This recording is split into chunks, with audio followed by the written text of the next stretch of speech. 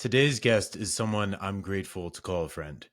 He's the kind of person who turns his own hard earned lessons into real service for others. Kelly Gardner has spent his whole life helping people through big transitions. He started coaching as a teenager, went on to guide thousands as a collegiate dean of students, and now supports leaders and families as a love and relationship coach. But what makes Kelly powerful isn't his resume, it's the way he's lived his story.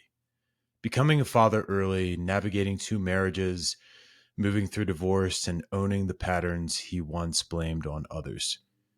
Kelly chose growth every step of the way. That path pulled him into men's work, compassionate communication, and radical responsibility. And it reshaped how he shows up in love, family, and purpose. Today, he and his former spouse co-parent with compassion, and alongside his partner, Emily, he's creating some of the most inclusive, intentional relationship coaching you'll find. He's wise, honest, grounded, and one of the most heart-forward humans I know. Please welcome my good friend, Kelly Gardner. Kelly, welcome to the podcast. Thank you for having me. Such a pleasure to get to have another conversation with you, Michael. Absolutely. I'm looking forward to it. So I like to start with a couple things. The first is an intention. So what would make this conversation a win for you? A win for me would just be getting to dive deep into areas that I haven't necessarily explored before. Awesome. I love that. I hope to do that.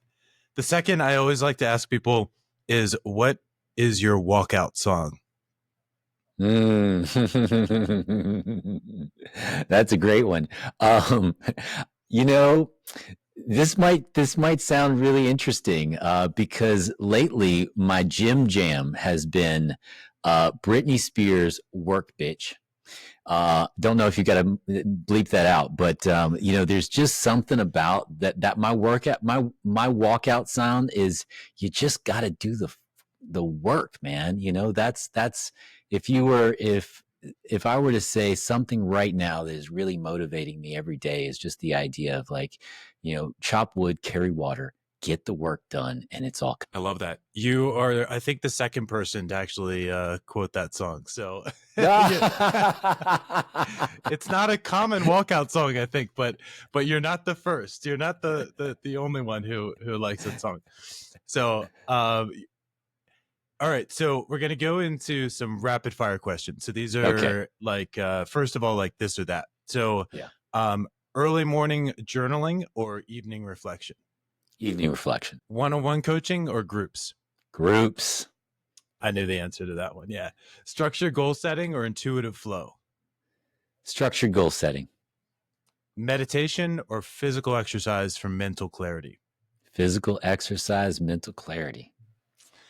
Do you confront issues head on or allow space for processing? Straightforward into the breach. Right on. Improvisation exercises or scripted role play?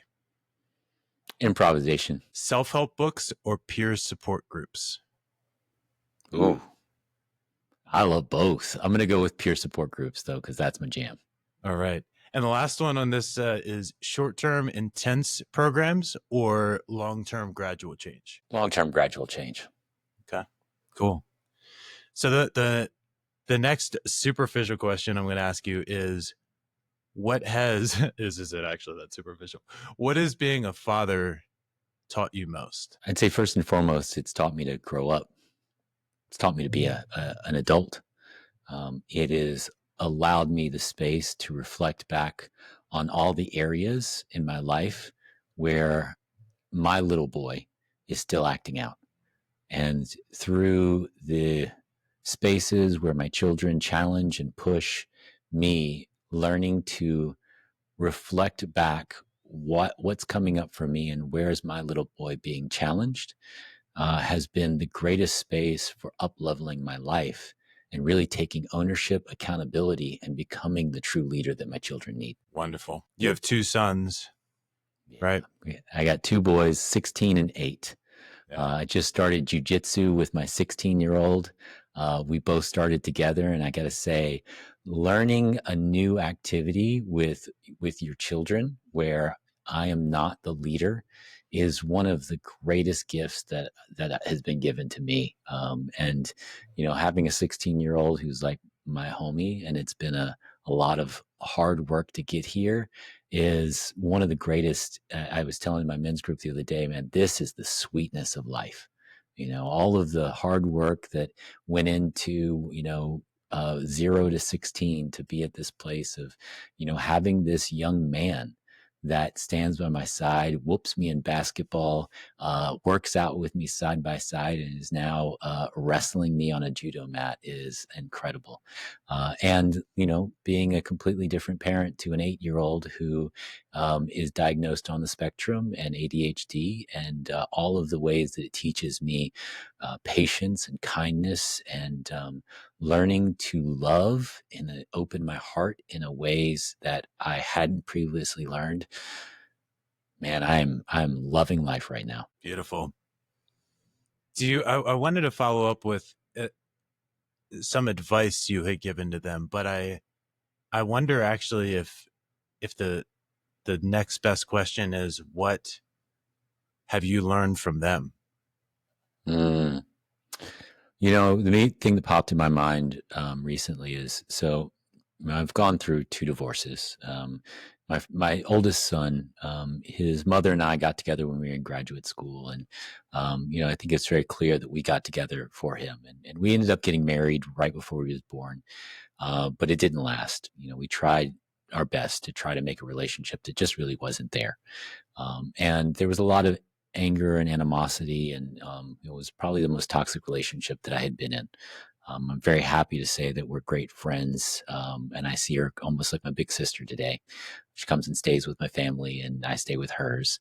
But I remember my son turning to me one day and saying it was really hard because he felt like he had to choose between his parents.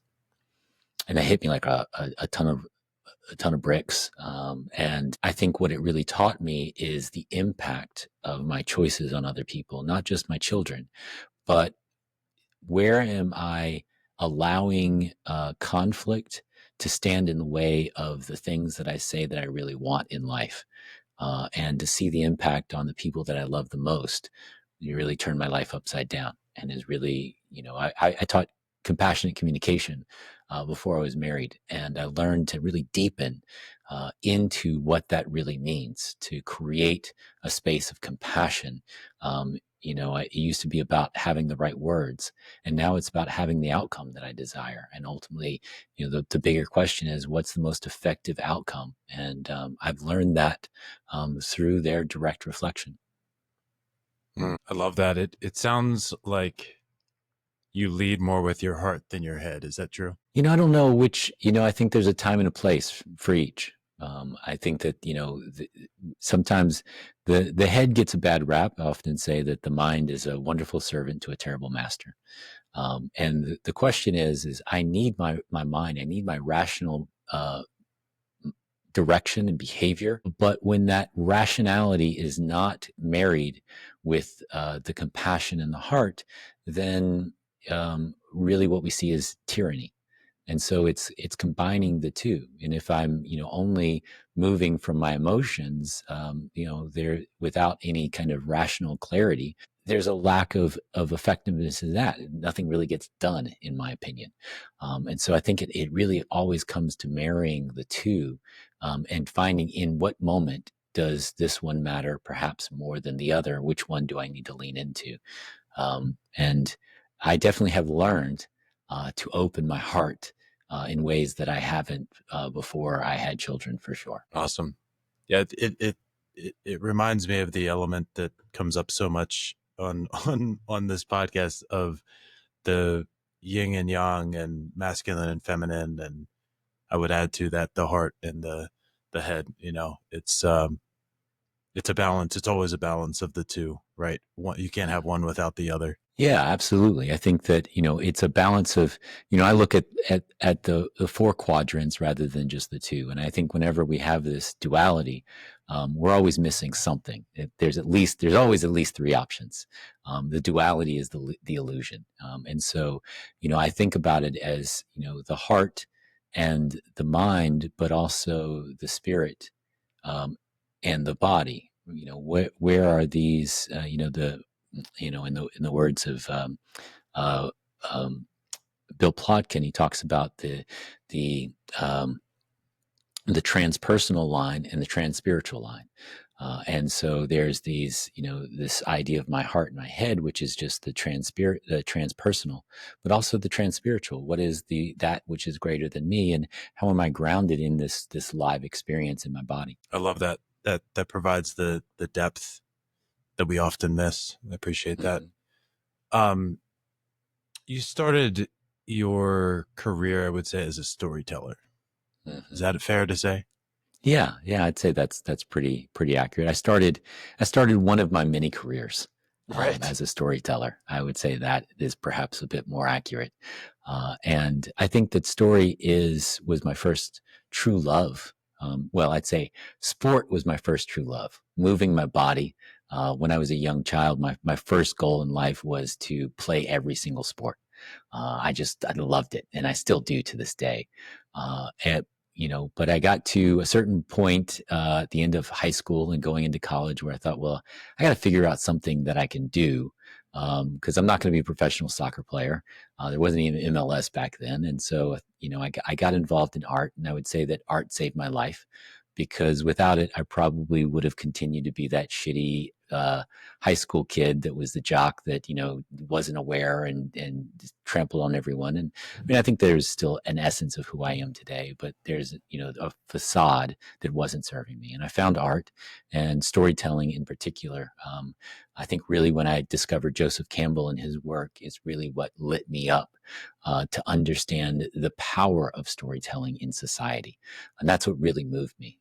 It wasn't just the stories, but the work that I did early in my 20s was around how do stories impact society, and how do we use stories to bring people together, and how do we use stories to solve the deeper problems that we are facing as a society. And I think that to me is what really motivated me to be a storyteller. What are the elements of a good story? And one of the reasons I ask this is, as you and I and many other entrepreneurs are creating our personal brand, right, which is part, the story is integral to that. I think authenticity is one word that comes to mind, and it's become this buzzword that it wasn't, just a few years ago, but it's like, I think it's in response to all the emphasis of so much social media. It feels so inauthentic. It feels so self-promotional and highlighting just the best things. And,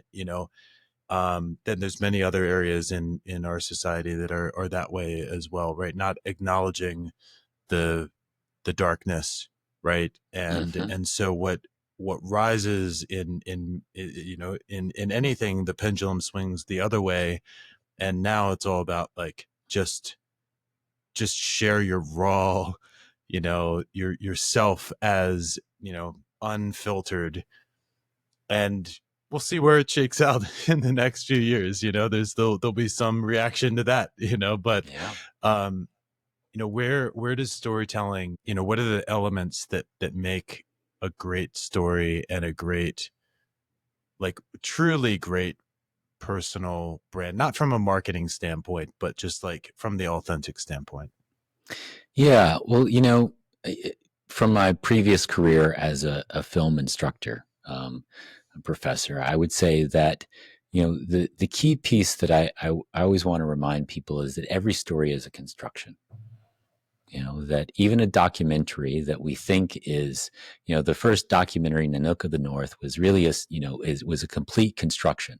He had gone out and he had told the story of the Inuit people, but he had actually lost all the footage.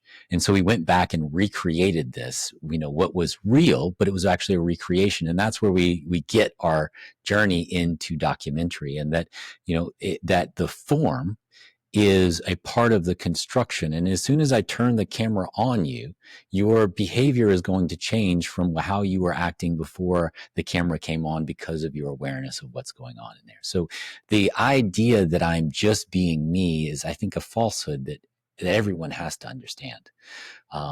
It is a construction. And so the degree to which I can project my a sense of self that people identify with, that they can see in themselves, is really the effectiveness of what I call the authentic story, right? To be authentic is really to author something that people connect with. And that's really what makes a great story, is that, I always say that I have an exercise that I do around values where I ask you, what is the film that, you watched that film and you had a visceral reaction to? Something in your body just was like, ooh, or, you started, tears just started falling down your face because you just knew there was something that spoke to your heart, but it was speaking to your core value system. Really what that is this person opened up their specific, unique experience in a way that allowed you to see yourself in a mirror and say, that is who I want to be. That's what I've always wanted to be. That is a value that deeply resonates in the core of my being. And I think that's really what we're all seeking to do. We're seeking to tell stories that are not about me, they're about you.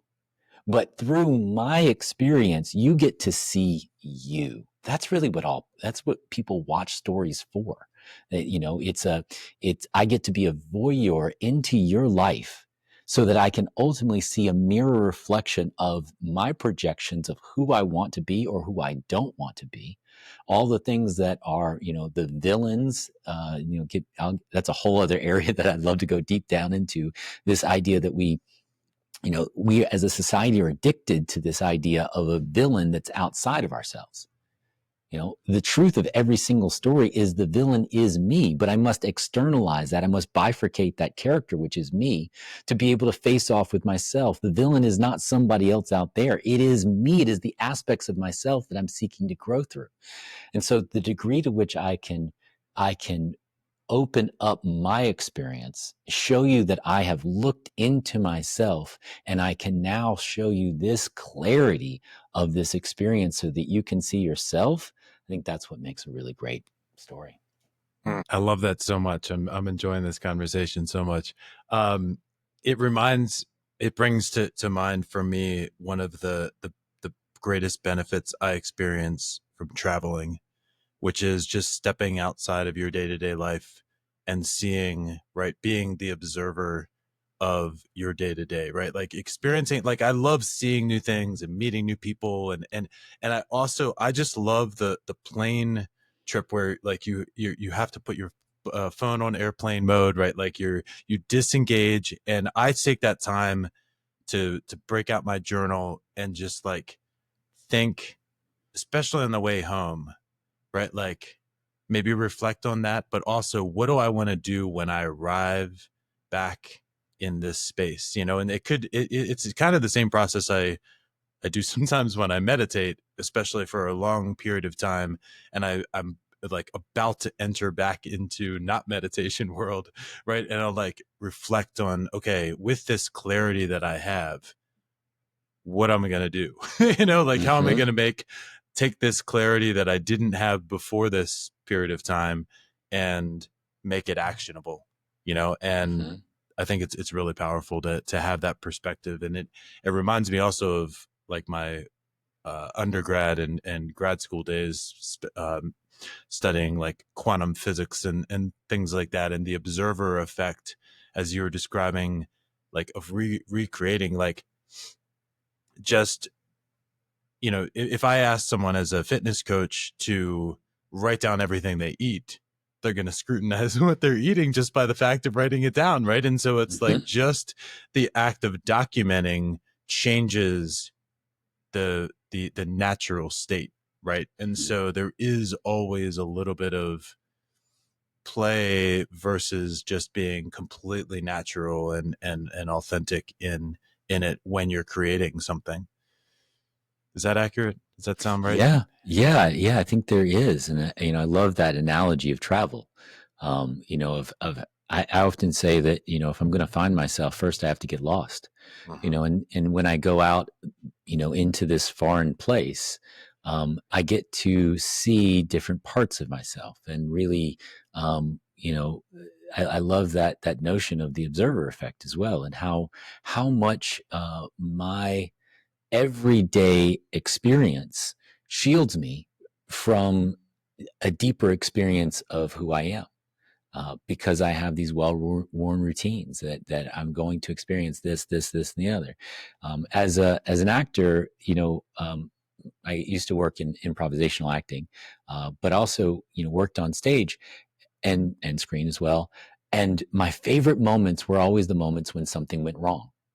When somebody missed a line or missed a cue, because now life is happening.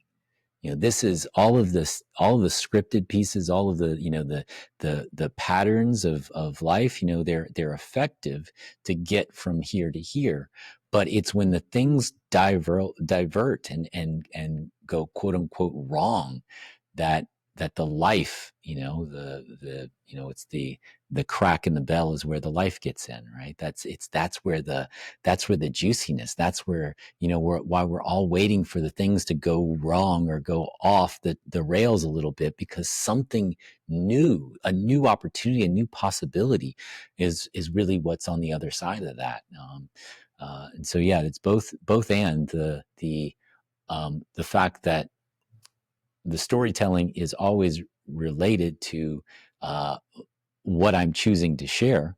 But what really is juicy and what gets shared is that which I did not necessarily expect. In the theme of things you didn't expect, I'm gonna dive in with a question that Sure. I'm hoping will push your edge a little bit, or maybe not. But I think how we learn how to parent is influenced a lot by our parents, Mm-hmm. and that's one area of you, Kelly, that I don't know a lot about, and I'd love if you would share whatever you'd like to share about your childhood and how it's or your parents or both, and how it's shaped who you are, and as a parent, as a person. Yeah. This is something I love talking about, actually. So, go back to the very beginnings. I was born in 1977 in Boone, North Carolina. My parents were arrested for cohabitating because my father's black and my mother was white. And so, really early on in my life, it was I came into a chasm, a world where um, I was forced to choose, to be this or that, and I had, two very distinctly different families, and so my journey, I think, in all of life, is directly correlated to the biggest challenge that was presented in just me being born into this life. How do I create a unified field theory that unifies these very disparate ideas and brings people together around what connects us rather than what divides us? I think that's the core element of why I've been here. My life has also been upside down in just about every way you can think of. The African American side of my family was very well educated and did very well for themselves. And my father's a chef. He did all the cooking in the house, and I learned. My father, I would say, is also the heart in my family. He had he was the one who was just driven through his compassion, but also oftentimes mentally not as acute as well directed as my mother. Who was more the brains, and I got both sides, and I think that's a really beautiful experience. But her family, though they were actually a land grant family who owned a slave plantation, back in the day, they had kind of fallen on hard times and they were very uneducated. And so I had a white family that was kind of, the trailer park family, and a black family that was the black elite. And my mother was, ultimately became a lawyer. My father was a chef. And so everything in my life has always been upside down. And so it's been this really beautiful journey to challenging all of the assumptions of life, and challenging what it was supposed to be. I think one of the biggest impacts that had on my life is my parents got divorced really early on. They were in a very challenging relationship, and that was one of those things. My father was, he was. They called him Stan the Man. He was. He was the man.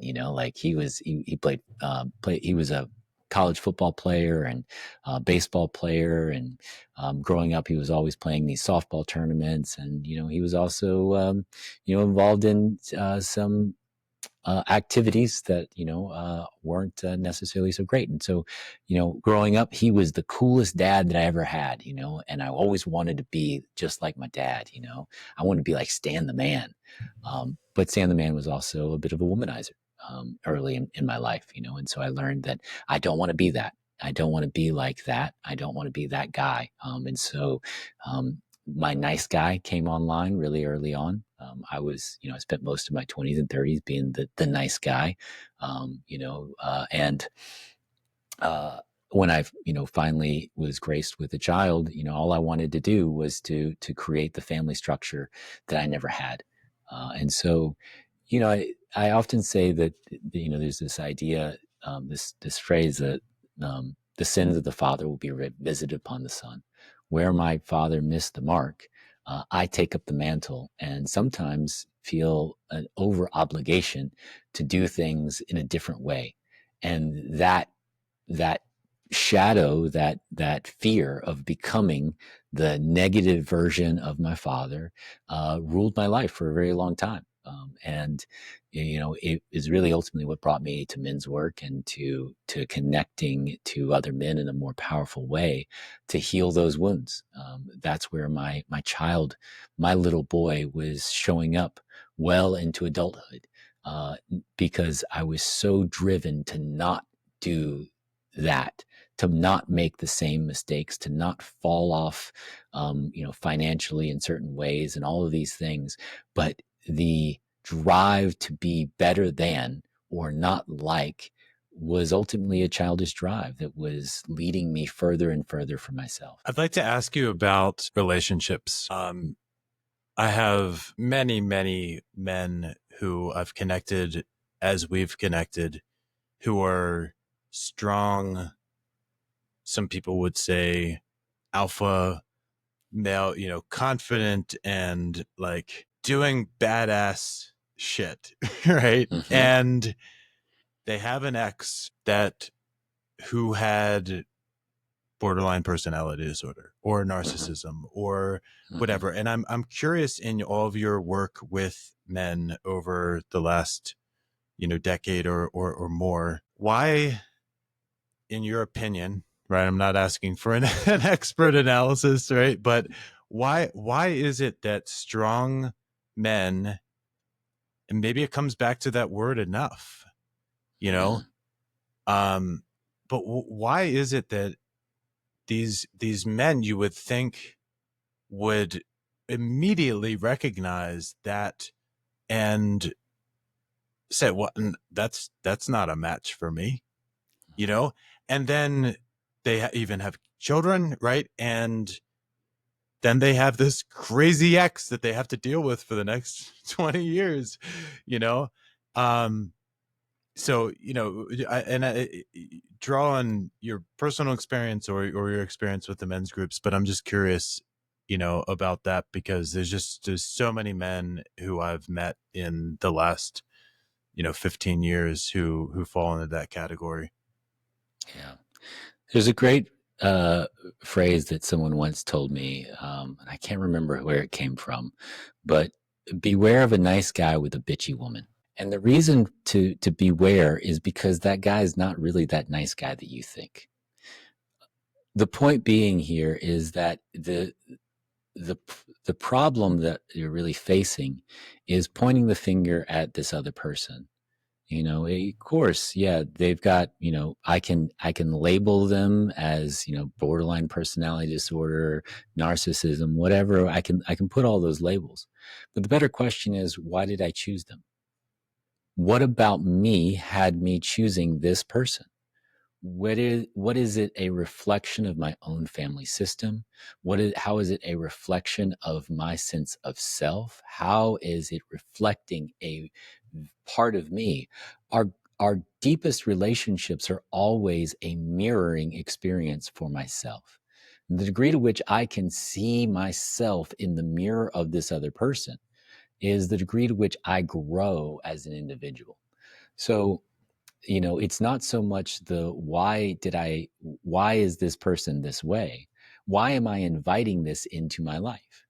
Where is this reflection of something that's inside of me that I need to heal? Putting it out on the other person is the fastest path to never healing this, and only inviting the exact same thing in with the next relationship that I'm going to go through. And so no matter how bad, how toxic, how difficult that relationship is, and I'll raise my hand because I've been through this myself. Um, the and I my first marriage, I pointed the finger at this person, all these reasons why they weren't right for me, and all the reasons they were essentially messing up my life with their behaviors, with their ways of being. Um, and it took me a very long time to heal through that. And the second time I went through divorce, it was very different. My wife at the time changed teams; she became gay, and it just wasn't going to work out. But there was also some patterns in there that I was very righteous in saying I have been wronged, but that wasn't helpful and it wasn't supportive. What was more supportive was asking myself, how did I get in this situation? One of the key dynamics for me in that relationship was the way that power had been constructed in this relationship. My first wife was a super overachiever, and so we batted heads. Who's going to be more masculine in this relationship? And it just wasn't going to work out. And after that, I did the rubber band effect. I am never going to do that again. Clearly, that was my mistake. So I'm just going to find somebody who's super sweet and super nice, and just has my back no matter what, right? And then immediately I start going, well, how come this person can't meet me? How come this person can't, rise to the level of life that I'm living at? Where did I set myself up to fail. I created an imbalanced power dynamic, and then wondered why this person, and then pointed my finger at them. And so the question that I got to heal from is, what is it about me that needed to invite that into my life? Where was I not feeling enough in myself that I needed that? Where was I? My first wife was a brain scientist that, graduated from Harvard and Caltech.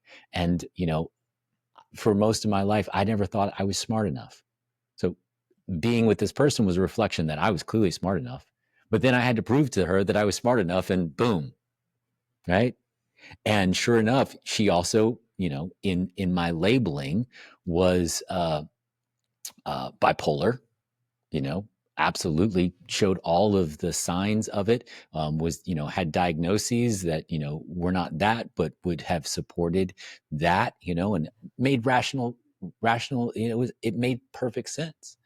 But none of that was valuable. None of that was actually supportive to my journey to becoming the very best version of myself. What was valuable to becoming the best version of myself was asking myself, why am I not feeling good enough? Why am I not feeling like I'm enough? So, yeah, I mean, it really comes back. That's a long answer to come back to that simple statement of, what is it in it for me? And how do I take full responsibility, radical responsibility for everything that's showing up in my life? Yeah. Thank you for that answer. I was writing some things down as you were talking, and we're going to make this a multiple choice thing. So the three areas that I want to follow up on that are, um, what does it take that, or the difference I see, and I've thought about a lot. What attracts a partner doesn't necessarily sustain the relationship. And I'm curious about, I have some questions that I think about. I'm now, for years with a partner. I'm no longer single, but when I was dating, I thought about some questions that I think help kind of clarify, what do I bring to the relationship? What am I willing to give up? These kinds of things. And then the other thing is the idea of, if you're growing, which we all are, right? how you, as you're describing, align ourselves with our future self versus our known present and past self. Mm. Mm. And some people kind of, we think about like authenticity as being true to yourself. But if you want to change, right? And some people frame that as alignment, right? Like, are you aligning with who you are, or are you aligning with who you want to be? So those are the three areas. I'm going to let you choose where we go next. Ooh. Or we Um, can go dive into all three. I'm sure we will. I'm sure we will. I like the first one to start out with. And I think it was around who I'm attracting. Yeah. So I think all right, cool. So I'm going to set that up. So I think, especially I was curious about back in the day, Neil Strauss, the game, the pickup Mm-hmm. artist community, Mm-hmm. right? And all of that. You're developing a persona. I mean, it's very much not authentic. You're peacocking, you're trying to stand out, you're doing these things. And then, okay, you land someone that you're like, wow, I really dig this person, right? Mm-hmm. And then you're like, well, I've been playing this role, right? I've been, and that's an extreme example. Sure. But I think a lot of us are like, yeah, I don't really want kids. This woman really wants kids, and I'll change your mind. And like, so like, even the moderate example is like, we're not standing our ground and saying like, this is, and that kind of leads into the like questions of, what am I willing to give up? What am I not willing to give up? Right. Mm-hmm. And those traits that when you're, living alone, right? You're the bachelor, you're like, this is what I do, and then you're in a relationship, and you want to get buy-in, and you want to get alignment, and and so you lose that directness and confidence, and like, you change who you are. And ultimately, maybe they fell in love with the person who you really are, if you're being authentic initially, or they fell in love with someone who's not at all who you are, Mm-hmm. So Mm-hmm. I think just, starting out how you can sustain is important. And I'm curious to your thoughts on that. Yeah, so starting out with the attraction piece, I think that there's what I would call adolescent attraction, and then there's mature adult attraction. And what you're speaking of is, and it really doesn't matter how old we are, we can still be playing our adolescent selves. And I believe overall we live in an adolescent society, that we are not a fully mature adult society. And so, when you listen to the things, you talk about, about Neil Strauss, the game, and the pickup artist, and all of those things, that's the adolescent sense of attraction. Now, adolescent attraction is built around this idea of you complete me. You have something that I don't have. And if I'm with you, I will have that thing that I don't have. Right. And so what he's picking up on is, this sense of like peacocking and all this, like, a sense of this outward appearance of a sense that I feel like I'm enough in myself. Getting back to that, right? That I am full and I'm complete, and I don't need you, right? But if you want to come into this, that'd be great. And there's something that's so attractive to that, particularly, to the feminine, that is raised in a culture where they are constantly bombarded with the idea that they're not enough. So now I present that I'm enough, and you go, ooh, that's attractive. I want that for myself. So I'm pulled towards that, right? That person has something that I don't have. And if I'm going to come and if I'm going to be with that person, then I'm suddenly going to have that quality in my life. That's the subconscious that is running that story. And so, what ends up happening is, that's bravado. What I'm really looking at is, the mature sense of self is I am enough in myself. I am no better than or less than anyone else. And that's hard. That's hard to actually, really, truly, deeply believe that in every part of my body, soul, and being. Right. And so what we're projecting out is not our reality, but what a reality that we want to be. And so then we find ourselves in all of these other aspects of, you want to have kids, all of these other things, right? Become surrogates for the areas in life where you are actually showing me that you're not what I thought you were. I have set you up to fail because I put you up on a pedestal, believing that you were, somehow better than me, and I don't want you to be better than me. So I put you up on this pedestal, and then I have to tear you down if I'm going to be in relationship with you, right? And so that's what most of us end up doing in that adolescent self is we pedestalize our partners, right off the get. We create these false stories about who they are, and then we go looking for all the proof that they are not who they say they are, so that we can pull them out down, so that then we can feel better about ourselves because, oh, that person is no better than or, greater than me. I'm just as good. And this can be extremely toxic when we get into, deeper behaviors around that, where we're, actually playing out grandiosity and attempting to make the other person feel bad, not necessarily consciously, but making them feel less than, making them feel smaller so that I can increase my sense of self. So from that space of attraction, we're setting ourselves up to fail each and every time. The mature sense of attraction is, hey, this is me. I'm flawed. I'm broken. And I love me. Putting my cards out on the table. This is who I am. And this is what, true vulnerability is. True vulnerability means I'm giving you the ammunition to hurt me and trusting that you won't. That is one of the most mature things that we can do.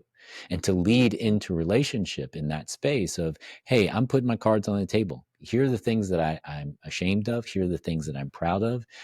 And at the same time, I'm just me. And if you're willing to accept me, with all of my ups and all of my downs, then I think we can make something work here.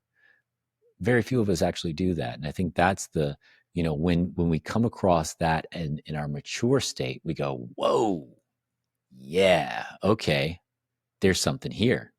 There's something new and something different about this. Like that is really deeply attractive. And on some level, it's, the thing that I really want to have in myself too. So, it's, again, there's a bit of a projection and, but that's when the real work of relating begins, because in our deepest, most powerful relationships, they are always going to bring up our inner wounding, our inner challenges, our inner struggles. And the more I care, the more I love, the more I desire and really believe that this person is a partner that I want to spend my life with, the more all of the deepest wounds and challenges come up. And oftentimes we get into relationships and early on, there's a lot of big problems, a lot of big challenges. And we go, okay, clearly this person isn't right for me. I've never had these kinds of challenges in a relationship before, but oftentimes that's actually the sign that this is somebody that I really care about and see myself going the distance with. And that's why all these things are coming up, because my little boy, my little girl wants to know whether or not they're going to be safe. Because that's what it really means to start a family with somebody, is to know that that all parts of me will be welcomed, and all the parts that I was hiding when I was playing the game and putting on these charades, I was never willing to let you see those. And so I was safe. But in a true, deep, romantic, committed relationship, there's no safety. There's vulnerability. I've given you the ammunition to hurt me, and I'm trusting that you won't. What does that bring up for you? Relationships are so fascinating to me as the son of a social worker and a minister who spent their lives, in relationships and with their clients and congregation. It was my father was in the same church for 40 years, and so he buried parents and baptized children, and saw the whole life cycle of families. It was a different time, I think, from during our lifetime. Like, relationships have evolved where and the society has evolved where the notion of um, alliance and you know put it like millennials jump from job to job, every few years, and our parents or grandparents generation stuck with a company for their entire career, and I feel Hmm. like in a way that manifests in the relationships as well, where part of it is just the swiping on the apps culture versus meeting people in person, right? And when Hmm. you met people, you know in real life, especially in small towns, right, like that's your pool of people, but you just Hmm. feel like it's a limitless, never ending pool of opportunity, and why should I limit myself? And I think that brings into the emergence and just a societal embracing of polyamory and ethical non-monogamy and these kinds of things, where monogamy is on the menu of many options, or it was either you're single or you're married, right? Hmm. In a way, there were not all of these other options. And so Hmm. that's one of the things that came to mind while we were talking about that, is that there's a more diverse palette, I think, now than there was in the past, which leads some maybe to I don't know if I want to go all in on this because there's so many other options out there. Yeah. What I'm hearing is really the pendulum swing of culture. Um, you know, we moved from very collectivist societies, where it was not just about my responsibility for me, but my responsibility, all of my choices had a direct impact on everyone around me, into this great experiment of freedom and individual freedom, and anonymity, where I moved to a big city, nobody knows me, as the diffusion of responsibility, as numbers go up, the responsibility for the individual goes down, and I have my absolute freedoms. Uh, and so, this is the pendulum swinging to the other end, and there's I'm very much a centrist in every way, right? It's like the sweet spot is when we get right back to the middle, that was, but recognizing that it needs to swing so that we can recognize what the middle actually is. There is a need to have a sense of collective responsibility for those, for society, but also for individual freedoms. And so, how do we balance those two? And really what I'm hearing is, that pendulum swung all the way to the end of individuals' freedom. And as a result, we have isolation, we have porn culture, we have, all of these things, the pickup artist and all of these things, because I will never see this person again. So what does it matter? So there's a sense of anonymity, and I don't have a direct responsibility. All of those things are a great experiment, but we also, I think, see the limitations to them. And I think that gets back also to a more adolescent self. That is that's the rebel without a cause. It's like I'm out here doing my thing, but what was it really for? And so I often say that the integrated man is driven by a sense of purpose. What is my North Star in this life? And if it doesn't include service, I haven't found it. So it's not just about what am I doing, but how does what I'm doing impact those around me? And that's what a mature relationship is really about, And so these things that we talk about here, this is our struggle through immaturity and independence. And there's a part of that that's natural in our life cycle. To become an adult, I must create a separation from my parents, and that's my individuality. That's my rebel. That's my, what happens oftentimes though is I villainize my parents, just like I was talking about before. I make them the problem. In order to get away, they must be bad, they must be wrong, their way of thinking must have been bad, must have been wrong, their religion, their responsibility, all of these things must have been bad, must have been wrong, but that was necessary for me to seek out my sense of individual self. But to become a mature adult, I actually have to recognize that I belong as part of my community. It's the journey of the alchemist. I go out all the way to the end of the world to realize that the truth of what I'm seeking is right here at home. And I think that's the pendulum swinging back, is we're moving into this phase where we go, okay, we tried that. I got my independence, But I also have to recognize that to really become an adult is to take responsibility for something far greater than myself. And I think that's the journey that we're all on. Love that. I'd like to wrap up this relationship segment and then move into men's groups, and then also the physical side of things that you said you enjoy so much, and kind of turn the table a bit here. But so maybe even take a pause and a break in between. But so I wanted to just wrap this up because it's something that I've thought about a lot about, and so I'm curious what you would add to this. So when I was single, so this is advice for single guys seeking a partner and alignment with them. So here are some questions that I think about when I'm on dating or early in a relationship. What do I bring to the relationship? What am I willing to give up for this person? What am I not willing to give up? And how do I feel? A lot of times we think about, like, how do I feel when I'm with that person? That's an important question, but I think most important is, how do I feel when I'm not with that person? And I think slow dating, slow rolling initially allows that space to feel, how do they make you feel?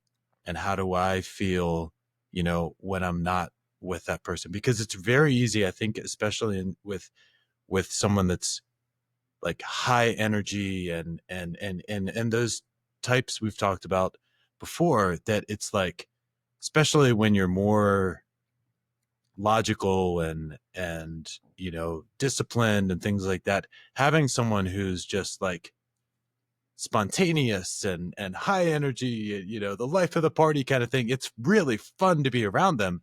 But then when you're not with them, it's like you don't necessarily feel great about them or yourself when you're not together. And so those are some things I think about, and I just wonder what you would add to that. So we're giving advice to single men based on our experience of kind of qualifying questions that or ponderables that maybe might lead them in a better direction. Yeah, well, first of all, I think it's important to recognize that this conversation is a little different for men than it is for women. And as what I refer to as a mature, integrated man who's really discovered his darkness, looked into how that is directing him towards his light. Our primary focus is purpose. Number one, what am I here to do? What am I here to give? What am I here? How am I here to serve? And oftentimes family becomes a critical part of that conversation, and so I often say that, what does it serve me to climb to the mountaintop and look to my left and my right and no one's there to see me? It's almost worthless, to get up there and have this great feeling, but have no one to share it with. But more than anything else, I want to share it with somebody that I believe truly sees me. Now, it gets back into that vulnerability conversation. I have to be willing to be open so that they can really see me. And if I'm not willing to let them see me, then I'm never going to trust their reflection. And so I think the question that I ask myself is, how do I feel that this person sees me? What's the reflection that they offer? I don't so much ask the question of how do I feel when I'm not around them, because as someone who's driven by purpose, I'm lit up when I'm not around my partners sometimes, because it gives me more space to do the things that I say that I want to do. I don't go out and slay the dragon, worried about what's going on at home. I do want to know that my partner is able to hold down the home when I come back, is excited to see me. And I think that that's a critical piece of it. But I think the core question that I'm asking myself is, how do I really see this individual, and how do they see me? That's, at the end of the day, the thing that's going to matter the most in relationship. It's not about how, our looks are going to fade, our, our ideas are going to shift and change. Our values, hopefully, are, have some core alignment. I think often people get miscommunicate what their core values are. Like, whoa, this person likes to go out and I like to stay in. That's not necessarily a core value, like getting to like the real core essence of, do we have a shared sense of what it is that we want to create? I think that's important. Do we have a shared vision? Um, that's really critical. And I think the other piece of it is, there's on from my side, I also have to be willing to make some kind of sacrifice.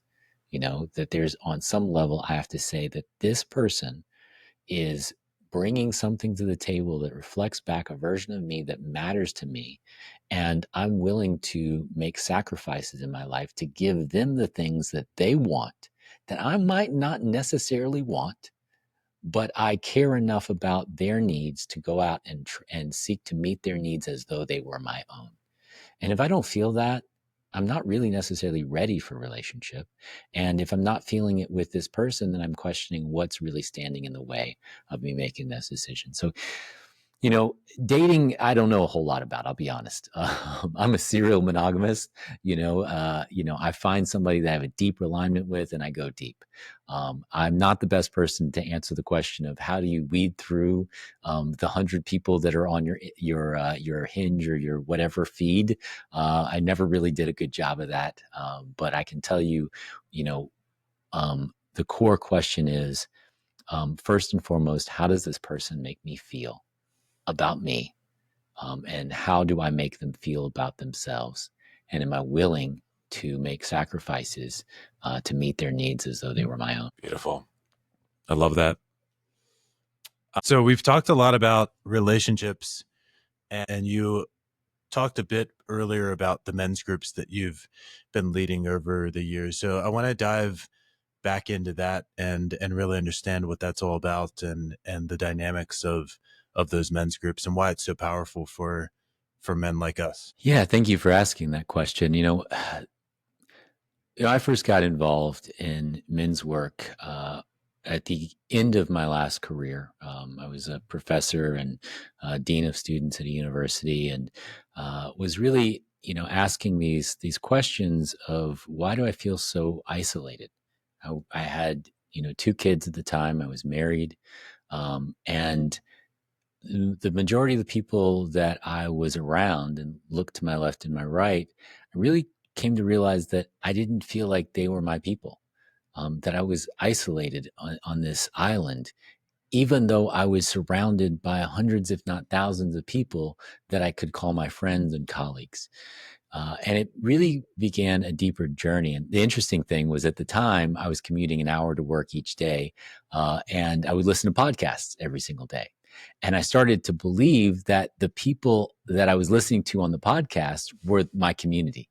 Those were the people that I really resonated with and the people that I wanted to be connected with.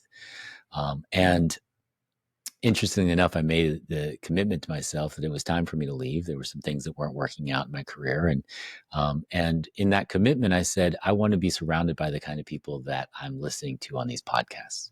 Lo and behold, here I am on your podcast with amazing people that I'm surrounded by every single day.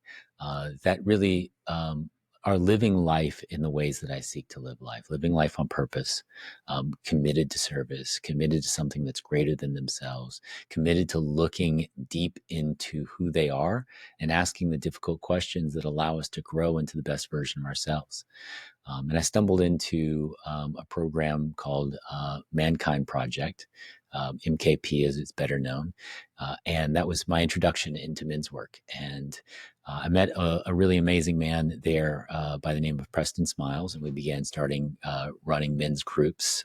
He's an incredible influencer out there, has been a great brother and friend to me for many, many years.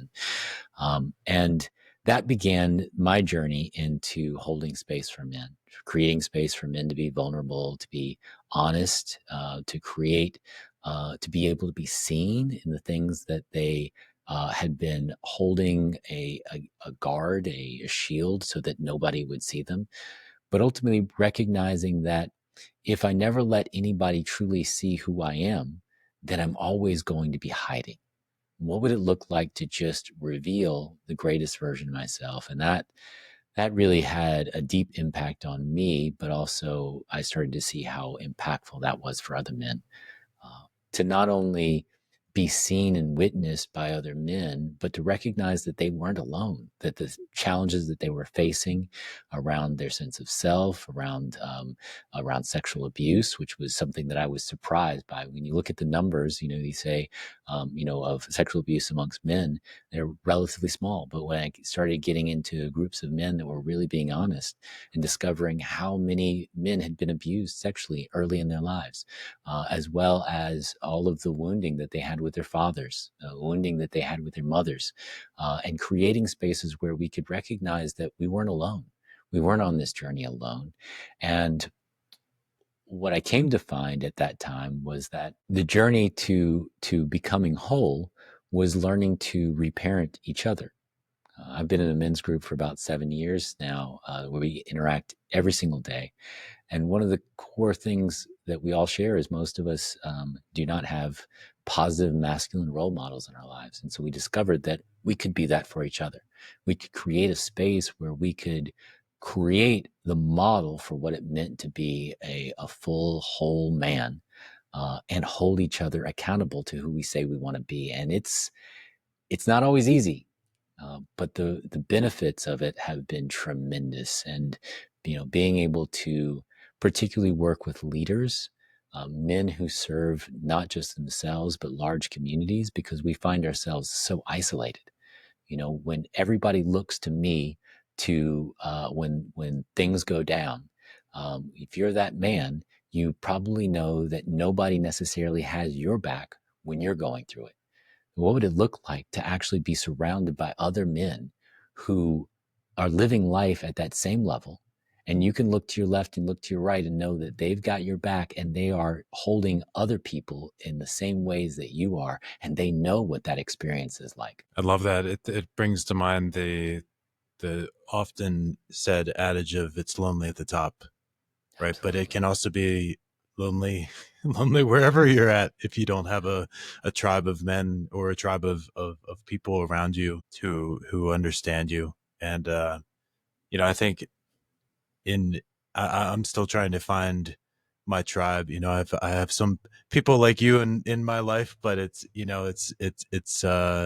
I think it's a perpetual thing that we all need. And I think as entrepreneurs and solopreneurs, it's especially difficult to be a jack of all trades, and do all of the things and feel like you're in it alone. And when we were talking last week, you talked about you choose projects.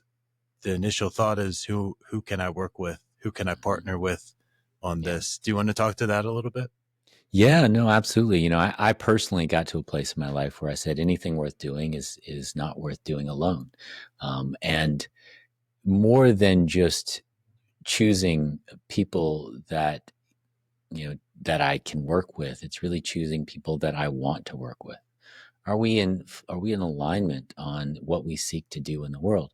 Are you somebody that I really want to spend time with? Are you somebody that really, has the ability to hold me accountable, and we can collectively lift each other up? This is a really powerful relationship. I often, I've gotten to a place now where, I generally don't work with people professionally, unless I know that they actually have been doing their own internal work. Most of the people that I work with professionally have been in men's programs with me, where I get to see how they really show up. It's great to have this beautiful bravado and do all of these, amazing things out there in the world, but who are you when the camera's not on? Who are you when the chips fall down? Who are you when everything falls apart? I think that we know who people truly are in crisis. And so, you know, that's kind of my mirror now for who I want to work with. Who do I see showing up? How do they show their heart? And then do you have skills that are different from my skills that we can collaborate to add to what each of us brings? And I think it's that space where we're combining these disparate abilities, And that creates conflict because now we're two different people, with two different ways of seeing the world. And when we're able to work through those things, that's where magic happens. That's where, the collision of these two very different ideas, different ways of being can create the most incredible projects. But I have to be willing to accept that this person is not me. And I can work through it. And in working through it, I become a better version of myself. And, that's essentially what we learn in men's work. When I sit in a circle and I look across this other guy and I go, wow, that jackass, right? I don't know him at all at this point in time, most of the time, right? So what is it in me? What is it that he's reflecting that's a person, a part of me? It's so much easier to do this with other men because it's not as intimate as my my romantic relationships where I can project everything onto them, but it's much easier to be like, oh yeah, that's something in me. And being able to see that something in me through them, the great mirroring experience is what allows me to up level in my life and up level in their lives, and collectively all boats rise. I had the honor of participating in some of the in-person men's group that you held for a few weeks. You're launching a year-long program next year, and I'm curious about how, having never experienced that myself before, how would you describe what that looks like and the benefit to those who have never maybe experienced anything like a men's program? Yeah, thanks for asking. So this is the second year that I'm running Men Who Lead, and it's a year-long program to get into the best physical, emotional, and devotional fitness of your life. And really, what we're doing this year is providing spaces for our to really challenge ourselves, to look at the places in my health and vitality, in my sense of self, of how do I feel about who I am, how do I contribute empathy into the world, what is my sense of prosperity, how do I project out a sense of gratitude, of abundance, as well as what is my regular practice that connects me to that deeper purpose that, as I say, is handwritten on my heart. So going through these challenges together to look at my weaknesses and my strengths, train them simultaneously, and then in the process of training them, seeing what's showing up. The old adage, how I do anything is how I do everything. When I'm put through these, as you very well know, when I'm put through these physical challenges, as well as, the commitments to ways of being, what starts to show up are all of my internal dialogue, all of my internal emotional spaces. And so in a community, in a group, as these things come up, we get to see all of these things played out that I might not have seen if I were doing it by myself. Oh, look at that. That's how my brother did things. Ah, yeah. And I never wanted to do that. But how is that perhaps effective? And how is that really ineffective? As I talked about my own father, I said, I won't be that. So I cut off a portion of who I was. I cut off my nose to spite my face. I cut off a portion of who I was because I never wanted to be that. How can we really deeply look at all of those things? And so, you know, um, over the course of the year, it gives us the opportunity to really do big work, to do big game hunting, to set those big goals, to say, I'm going to climb Mount Kilimanjaro, or I'm going to do my first Ironman, or I'm going to, I'm going to see my abs. I'm going to do all of these things, as well as I am going to heal my relationships with my partners. I'm going to create the family that I've always wanted. I'm going to raise my level of wealth and prosperity, whether it's the actual amount that's in my bank account, or how I project that in a sense of generosity. I'm going to really fundamentally change my life.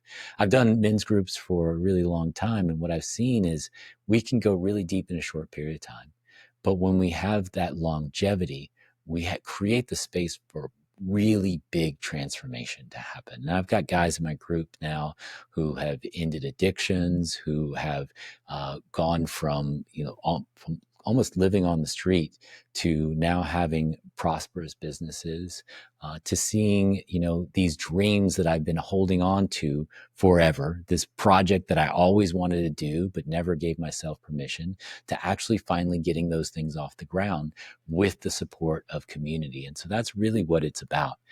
It's about, that the other adage I often use is, if you want to go fast, go alone. If you want to go far, go in community. And with a community of men who lead, who hold each other accountable to say what you say you want to be and what you want to do in this world, man, it's magic. It really is truly magic. Beyond just talking about how we're feeling and creating those spaces for vulnerability, these kinds of programs really become accelerators for the best version of myself. One of the challenges I've had with my coaching business is identifying exactly who it's ideal for, right? And so who would you say your men's program, so someone can say, that's me, right? Like if what you did, what you just said didn't completely resonate with someone, because it's definitely going to resonate with some, right? But some people might be a little ambivalent and like, I don't, a year-long program and I've never done that before. What would you say is the ideal, or like who, or maybe just give another example of like a transformation that might resonate with someone who's like, yeah, that's me. That's me exactly. Yeah. Kelly just described exactly where I am, right? Yeah, I'd say that the majority of the men that I work with, both one-on-one and in these longer groups, are men that are in a place of midlife transition. And I don't call it crisis, because crisis is an effective way of looking at it, because, what our society is set up to do is to tell us that, this is a kind of a deeper and longer conversation, but to make it shorter is, as young men, we're told to climb this ladder. If you do this, then you do this, then you do this, you will experience success. And the men that I work with have climbed the ladder. They've gotten to a certain height and they look around and they go, what the fuck? What is this? I'm not actually happy. I got the car, I got the family, I did the things, I got the credits behind my name, or, I got the money in the bank account. I did the things that I was supposed to do. I got to this point, but I just kind of feel empty. Like, what was that all for? And so it's the man that's getting to that place in their life and going, I need more than this. I honestly feel like, I don't want to say this, but I feel like you sold me a sack of magic beans and there's no freaking beanstalk, like what was the point of all this? And so it's really, they're asking this question of what really feels fulfilling. I have this relationship that is beautiful. I've got these kids, but, maybe I feel a little bit disconnected from them because of all the work that I've done to get to this place. I have these beautiful trappings, but I really don't feel like anybody truly sees me. And even though I've accomplished all of these things, none of it actually means anything to me. Like, it feels good that other people look at me and go, oh, that guy, I was joking about this the other day. My partner sent me this meme, about a guy working out, and doing pull-ups. And he's talking about how, we don't do pull-ups for, we don't do it for women. We do it for the admiration of other men. When I'm working out in the gym, like, let's be honest, I could be a lot smaller. I could be overweight. My woman would still love me. But when the guy walks by and's like, yo, that was a good rep, that's why I do it. I do it because I'm looking for that sense of camaraderie, that somebody else who's willing to put in the work. That's how we met. We met at the gym. I was doing pull-ups, or I think I was doing something. Was I doing pull-ups? I think you were doing toes to the bar. I was doing toes to bar, right? And you came back and gave me feedback on my toes to bar, and I was like, I oh, this said is a no guy. rep. Yeah, yeah, right. Which was immediately attractive, right? Like, here's a guy who's willing to put in the work, and like he sees me and is calling me forward to a higher version of myself. Ooh, there's something interesting about this, right? There's something about this that I want. I want to be playing at the highest game, the highest version of me. And even though I've achieved all of the success deep inside, I know that I'm still only giving it 60 or 70% of what I've got. And I know that I've got a lot more. How do I get that out of me? Well, I get that out of me because somebody else sees that this is only 60 or 70%. Somebody else is going to look at me and say, dude, you're just cruising. You're just coasting. You've got another gear, right? And so, immediately I was like, oh, you're calling my toes to bar. I like this guy. We can jam, we can talk, right? I think that's the fundamentals of this guy. He knows deep down that there's a lot more that he's got in his life, and there's a lot more fulfillment that he's looking for. But on the outside, everybody else would say, "Oh, he's great," and he's looking for that next level. Awesome. I appreciate that description. It brings to mind something that I really want to bring out in my podcast, which is the dynamic between intrinsic and extrinsic. And what in different cultures, it's interesting that across cultures we have this concept of, in Japanese culture it's ikigai, Mm-hmm. in you know and in more religious cultures we call it our vocation or our calling, right? Mm-hmm. But it's like something within us, that thing we can't not do, right? And it's coming from within, right? It's this Mm-hmm. intrinsic drive Mm-hmm. versus this societal extrinsic, the things you should do, you Mm-hmm. know. And I wonder how that speaks to you in alignment with what you were talking about.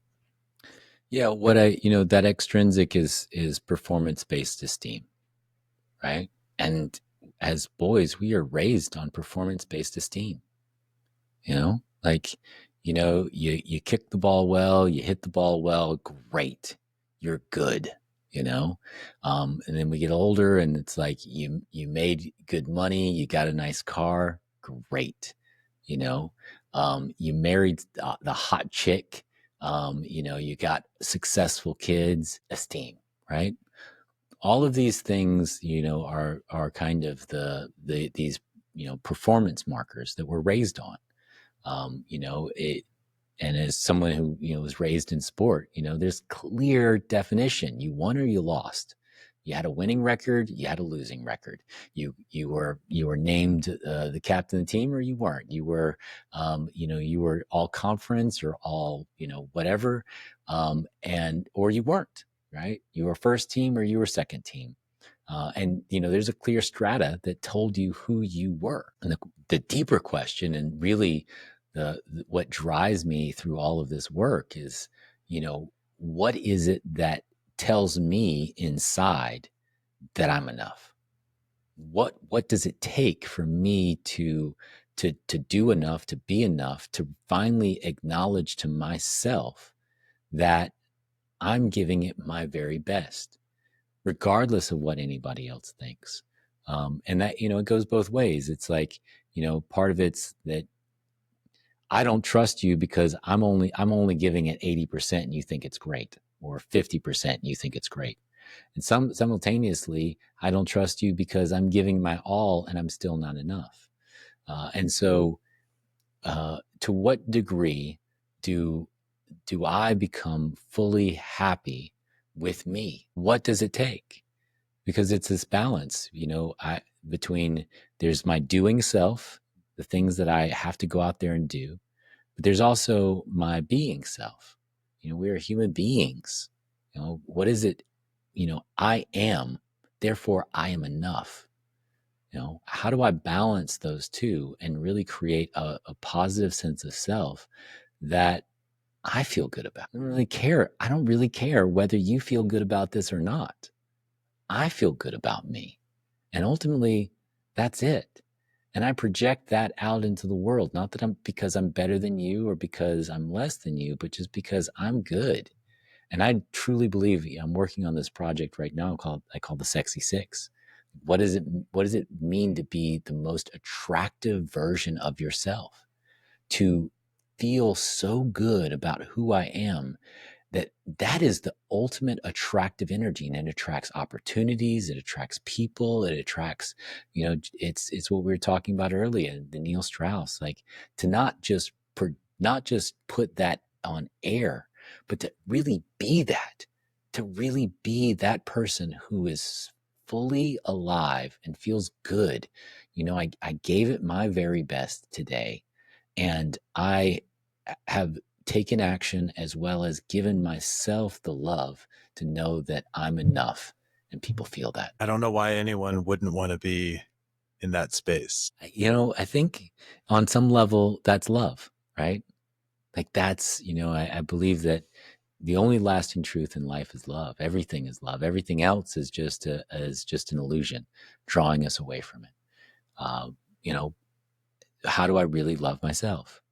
And I don't think it's good enough to just sit back, be, 100 pounds overweight and be like, I love myself. I'm good.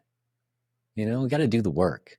There's a part of my, I can't treat this body like a sack of shit and just say I'm okay, because I'm not. I'm slowly killing myself. And so, getting back to it, I think, a core piece of this is, it starts with feeling good in my body, which is where I'd love to actually, ask you a few questions since I have you on this, because, a huge part of this journey into the Sexy Six for me was asking other experts, asking people that know a lot more than I do, about what would it take to meet these needs that people are experiencing. And we were having a conversation before, and you mentioned that, you as a fitness expert, as somebody who works with people regularly to get in the best physical shape of their life, you experience on a regular basis that I think you said there were kind of three things that that generally identify. I'd love to hear from you, what you see in the people that you work with, where they're coming with their own sense of I'm not enough, and how do you address that? Yeah, thanks for asking, Kelly. I think when I hear the word love, I'm always reminded it's a verb, right? Not just a noun, and so it's taking action. It's how do I love, right? And I think to transition a little bit, to shift gears, to be fit is a moment in time, right? It's a snapshot. Like you are, but you can quickly, it can quickly elude you, right? So it's a process. It's a journey. It's not a destination, right? For Mm-hmm. everyone. And I mean, you see that especially. I think back to, a few decades ago when I went back to my like 10-year high school reunion, right? And the athletes who were, three sport athletes were 40, 50 pounds overweight, you Mm-hmm. know? And one of the reasons for that, I think, is that they didn't develop the lifestyle, the habits of being fit and healthy. They had the structure of programmed, coached sport, you know? And so, yeah, the three areas that I see, I think it's sort of the three buckets that I think most people fall in, particularly men, are they want to get stronger, they want to get leaner, and they want to get, I say, faster, and that also means just greater endurance. Mm-hmm. And so, what I recommend from in those three areas, if you want to get stronger, I think you and I are in alignment with this, as I've watched you in the gym. It's mostly about compound movements. So that's movements that involve multiple joints. It's squats and deadlifts and presses and things like that. It could be body weight exercises, but it's not those isolation exercises. That's really what gets you stronger. And doing heavy, lifting heavy has a hormonal response as well. So there's that benefit, right? And then some kind of progressive periodized overload. So you're increasing, but it's not like every time you go in the gym, you're trying to beat that you're trying to PR, you're trying to max out, right? You have times when you're kind of ramping up and then you back off and then you ramp up, especially in our 40s, right? Like, Mm-hmm. you can't just push and push and push and push. If I were able to lift for the duration of my life exactly what I can today, that would be amazing, right? That I don't need to increase. I don't need to clean and jerk 300 pounds at this age, right? Um, and then supporting that again when we're talking about getting stronger, supporting that with good nutrition and potentially supplements, but using those sparingly and wisely. And so I think nutrition comes down to, especially if you're trying to gain strength, making sure you're eating enough protein Mm-hmm. and making sure you're earning your carbs. And fat really doesn't have much of a or much of a carbohydrate, kind of glucose response. So, be smart with the fats that you're eating, eat high quality fats, but make sure you get enough protein, which is generally about 1 gram per pound of body weight. And, you know, carbohydrates that are not super refined. So again, that it's not not having those glucose spikes and you have lots of energy and then you're starving. And then the last thing I would say about getting stronger is just stay hydrated. And I was actually just talking with a friend about hydration yesterday, and I'll go deep into this quickly but comprehensively. That when we talk about hydration, we think water. And I was actually talking to my friend because she actually was she said overhydrating, but really she wasn't. And anything, again, when we talk about, you know, glucose level, or our body wants to stay in homeostasis, Mm-hmm. right? And it's important to emphasize that all of this is about not what goes into our body, but what stays in our body. And if it doesn't stay in our body, whether it's supplements or it's, electrolytes, we have very, I'd like to say we have very expensive excrement. We Mm-hmm. have pee or poop that has a lot of stuff in it that we put in our body, but it didn't stay in our body, right? And so it's not what gets into the blood, but it's what stays in the muscles. It's what stays in the liver in terms of glycogen, or in the muscles in terms of glycogen, or the amino acids, or whatever we're supplementing with, right? It's what stays in our body. And so, if you drink a lot of water, you're going to pee a lot, right? But if you do something that slows the filtration through the kidney, you're going to retain more of those things that you're putting in your body, electrolytes, whether it's sodium, potassium, magnesium, those are the main electrolytes, or just something like, I like to add chia to my water so that it kind of creates a gel and it's like slows the filtration through the kidney, so I stay more hydrated. Rather than, if you sweat a lot, that you are not just excreting water, you lick your skin and it tastes salty, right? Mm-hmm. So you're not going to replenish with just water and think you're replenishing exactly what you're excreting out. So that's my hydration pitch. It's important when you're working out a lot to replenish what you're, put in what's going out, not just water. So Mm-hmm. that's that. So, all right, quickly, the other two things: leaner and faster or more endurance. So, with the leaner, um, it's not always as simple as calories in and calories out, but you do at some point have to create some kind of caloric deficit, right, to lose weight. And So that can be through increasing your activity, or that can be through decreasing the calories that you're eating. But that's the number one thing. If you're gonna get leaner, you have to create some kind of calorie deficit. Number two, again, emphasizing protein. It's really important. One of the main things one of the main benefits of protein is that it's very satiating. If you were to eat, 100 calories of fat, protein, and carbohydrate, you're going to stay full a lot longer on protein or fat than you are on carbohydrates. So having a higher fat diet, having a higher protein diet, and lower on carbs, especially if you're trying to get lean, is definitely going to help. And then, when you go to the gym and you work out for a really long time and you look at the elliptical or the treadmill or whatever, and it says, burn this number of calories, that's probably the calories that you burn during that time. But if you incorporate strength training, incorporate high intensity interval training, these kinds of higher intensity things, you're building muscle, you're building more metabolic tissue, and you're going to burn calories long after that workout, not just within the workout. So I think that's something that often gets overlooked. We look at like, okay, that's the calories I burned on the treadmill, and now I can go go home and eat that same number of calories and I'm at balance.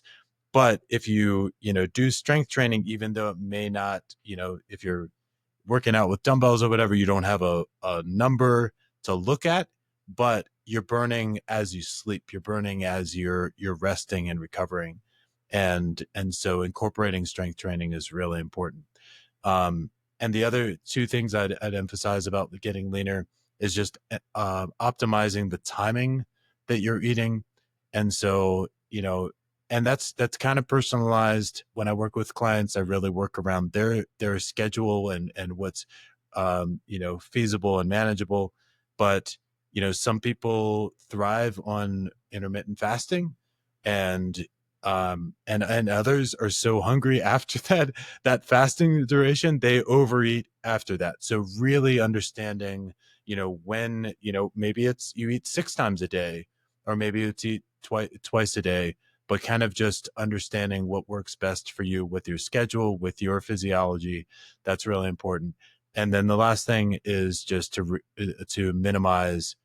We talked about the macronutrients before, and minimizing refined carbohydrates, because those tend to really provide you that immediate energy, which feels great, but then you crash very quickly and you're hungry, and then you make bad food choices. So refining those. Any questions Yeah. so far? So what I'm hearing, I mean, just to kind of recap, what I'm hearing is, I think for both strength training and, I mean, to get stronger and to get leaner, a core element is going to be both my diet and some weight training. I think that they're critical to both. And in terms of getting leaner, I think what I'm hearing is there's a caloric restriction, but it's really more about the increasing my metabolism through the exercises and activities that I do. And so both of these core things, I would say, is what I'm hearing is,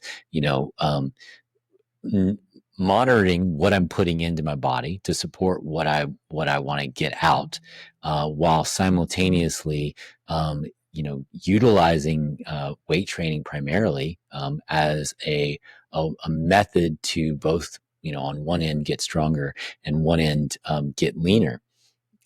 That totally aligns with me. I've been, for recently focusing for the first time in my life on hypertrophy. Never thought about doing muscle gain. It was never something that I was really interested in. But I've really been focusing on it. And as a result, I've actually been seeing myself getting leaner than I've ever been. It wasn't my goal, but it was a natural response.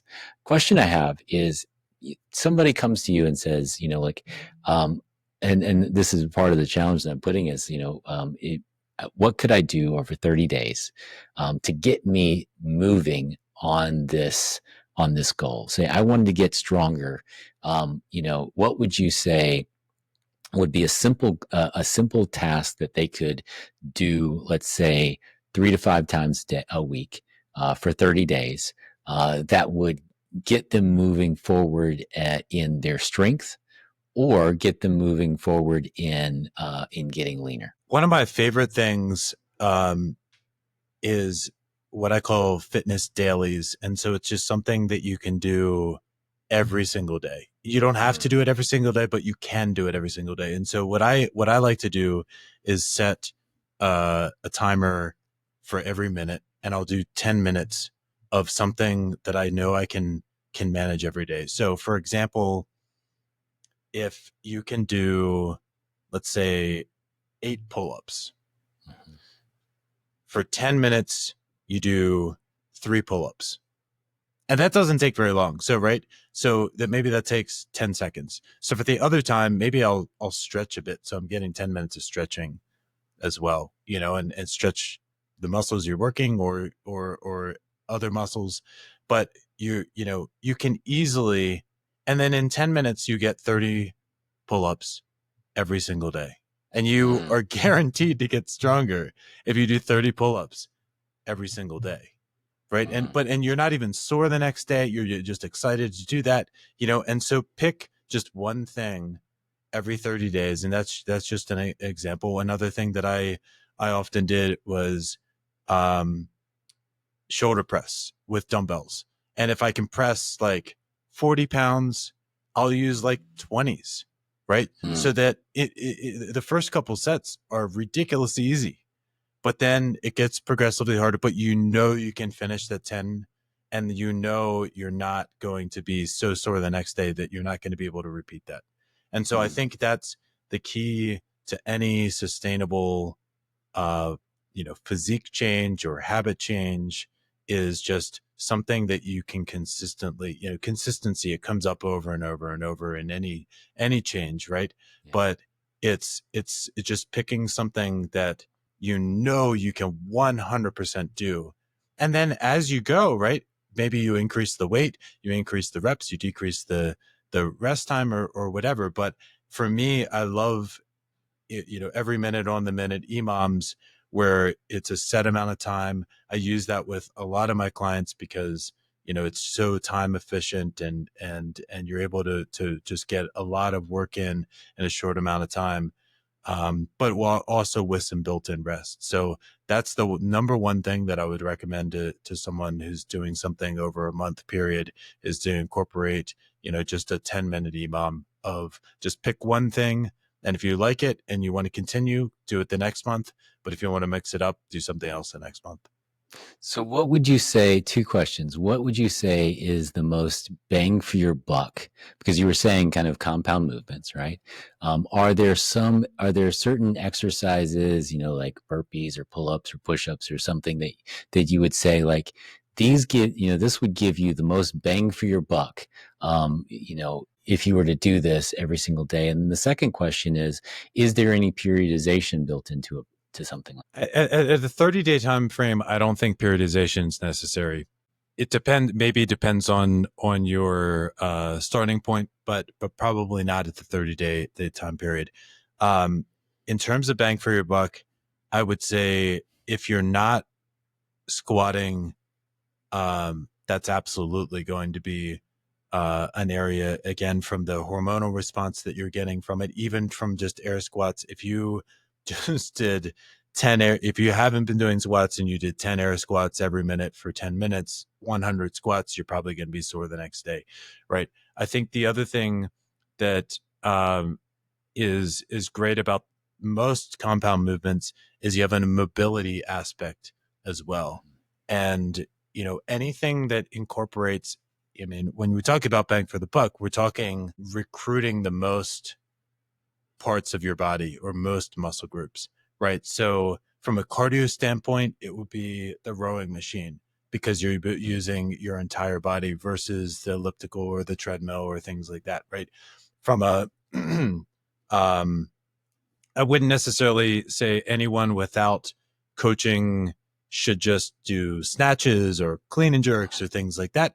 But is something that probably anyone has access to, is a dumbbell that you could do a dumbbell snatch, or you could do a kettlebell swing, and you're using your core, you're using your lower body, your hips, and your upper body is incorporated as well. So there's I could rattle off a dozen other exercises, but anything that really incorporates from head to toe, as many muscle groups as possible. That's what we're going for. So, when we talk about isolation versus compound, we're just talking about like isolation, one joint, compound, more than one joint.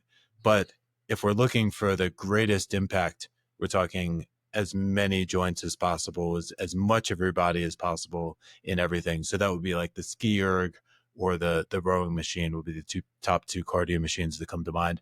And then squats, deadlifts, presses, those kinds of things for strength building. Beautiful. I love that. I love that. Thank you. So now let's look at the person who's like, I want to get some endurance. What would you say? What do you say to that person? That's wanting to build endurance back into their life. And I say that also as like endurance for me was like, hey, I've got big goals in this life. I'm going to need to be able to continue to do them over a long period of time, and I want to have a healthy body that's able to do that. What do you say to that person?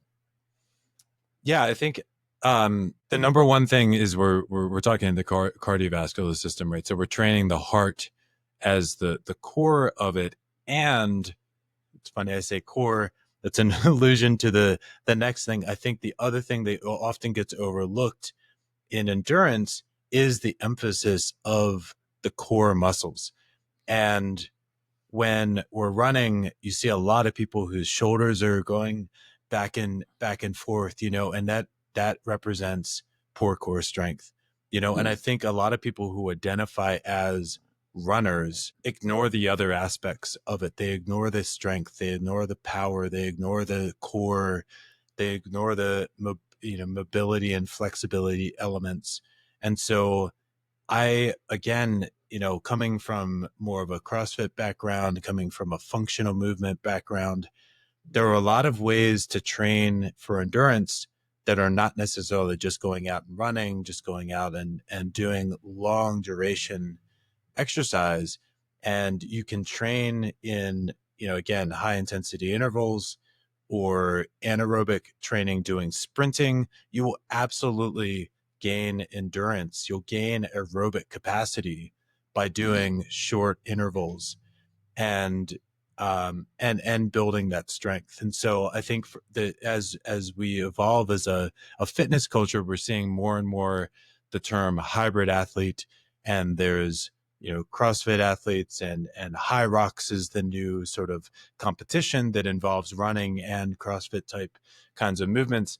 And so it's important to be I think it's becoming more and more valued to be a well-rounded athlete, and I think you and I grew up in that, where we wanted to play as you said, you wanted to play all the sports, you didn't want to be a specialist. And I think there was a time when it became really exalted, right, to be like the best at this one very narrow thing. And I think we're moving towards, again, being more well-rounded and being able to do all of these types of things.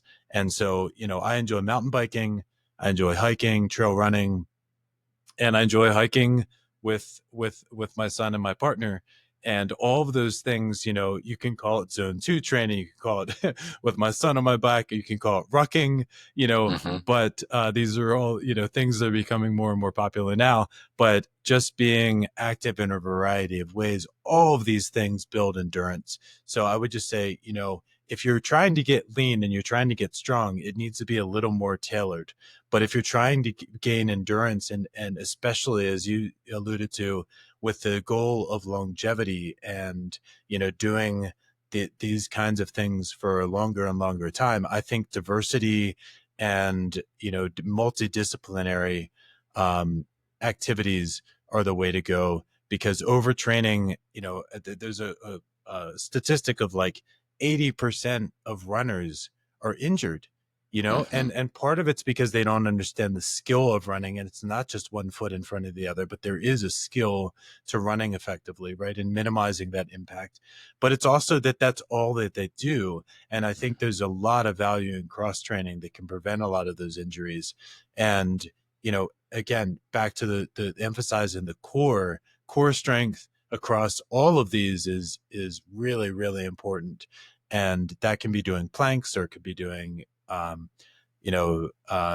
anything that really emphasizes the core, or it could just be having a heavy weight overhead that activates the core. So there's so many ways to do it, but I like to emphasize the things that often don't get emphasized, and not just say, hey, here's a plan that, will get you, faster at your 5K, because then we're just playing to your strengths and not identifying all those weak areas that, like, yeah, you can get there in 6 months, but 2, 3, 5 years from now, you're going to have overuse injuries because you're just doing the same thing repetitively.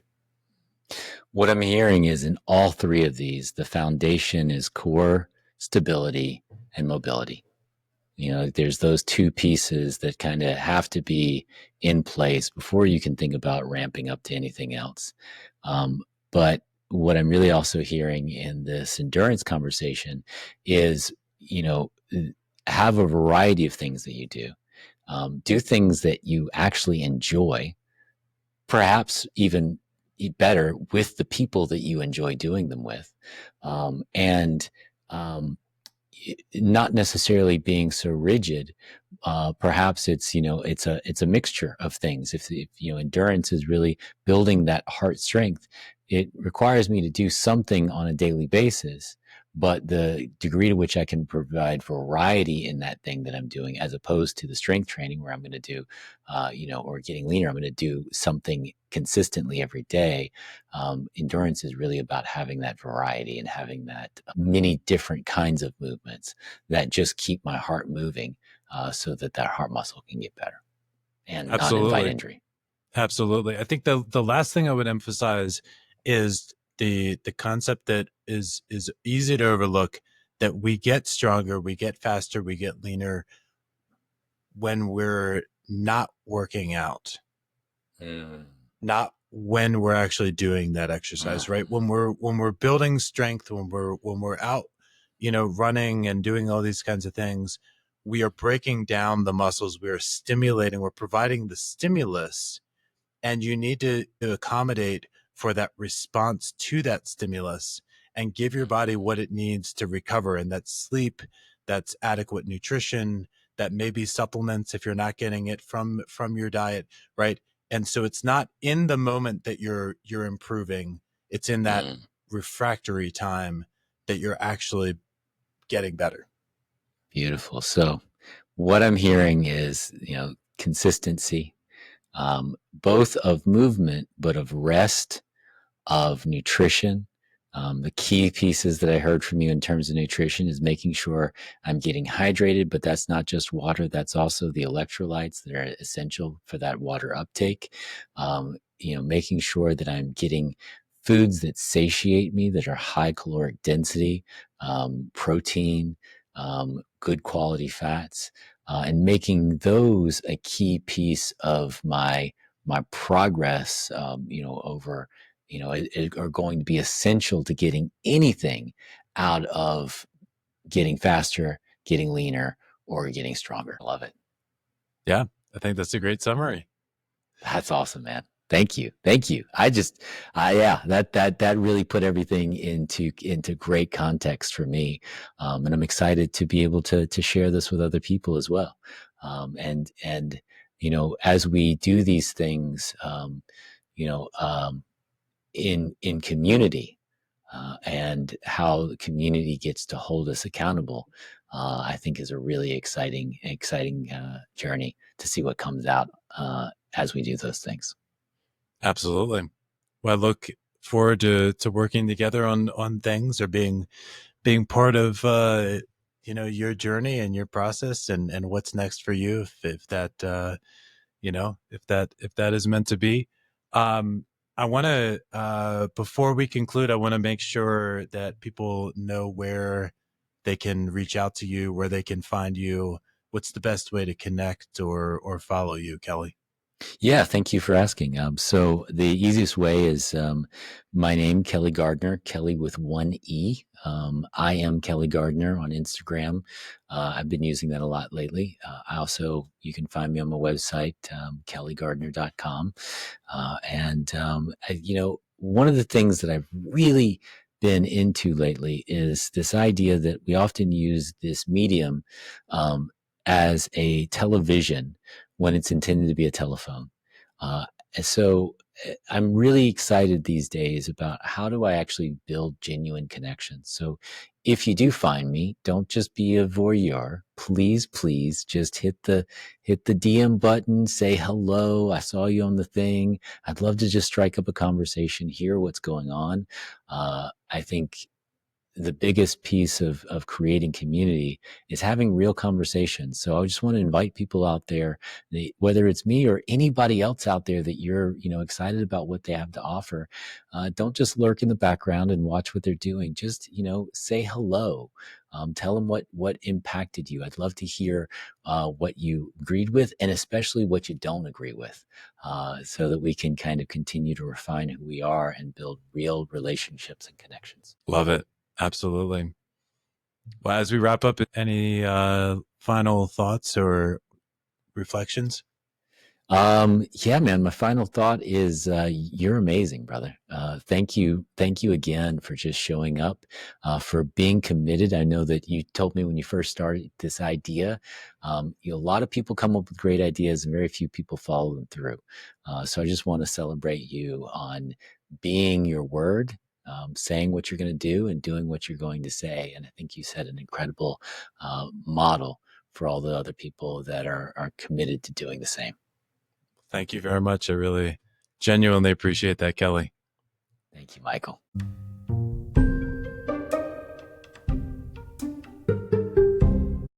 You've been listening to Performance Lab.